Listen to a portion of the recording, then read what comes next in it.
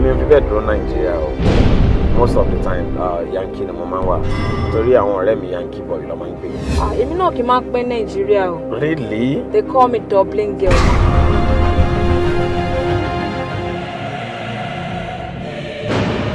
Wow. Yes. Ṣé wàá rí nǹkan tó ṣe yẹ kó ṣe máa ṣe yẹn fún odidi ọdún mẹ́ta? Can you tell me báwo ni wọ́n ṣe ń operate gangan? Like, báwo ló ṣe ń tarọ̀ tí ẹ tó fi ń jẹun? You don't have the right to tell me who the beneficiary of my properties is. Ọ̀rẹ́ gbàgbé, ṣé wo rò pé títẹ̀yìn kò bá bàjẹ́? Títẹ̀yìn kò lè dáná. Tó bá wá jẹ́ pé lóòótọ́ ló fẹ́ lu ọmọ ẹ̀. This way you have to date her. Oh, read my lips. Kò lè possible. Àwa méjèèjì náà ló yẹ ká fẹ́ra wọn.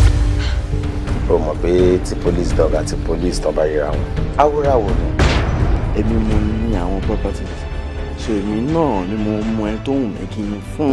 So guy yóò wí gbogbo property ẹ̀ fún mi. Nǹkan tí wọ́n ń pè ní game ni tí wọ́n bá ti lè kó sínú trap ni èèyàn kí n bọ́ lẹ̀ bẹ́ẹ̀.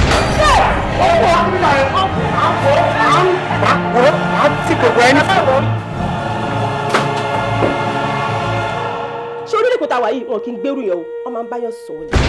Ó ń jẹ́ kí n máa rí nìrí pé o kàn fẹ́ lọ́gbọ́n fún mi. Oyún ni next 4 months tá a máa fún. Wow!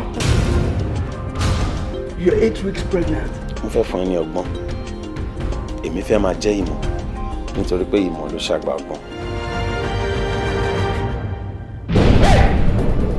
Èmi ni òye àgbàgbà mi ní gangan ṣe ṣùgbọ́n ìrìmọ̀ kalẹ̀ èmi òye mo ṣàgbà ọgbọ́n àti wọ́ ìmọ̀ Elédùmarè nìkan lójú mi lọ nínú orí mi gangan lọ́gbọ́n gbé.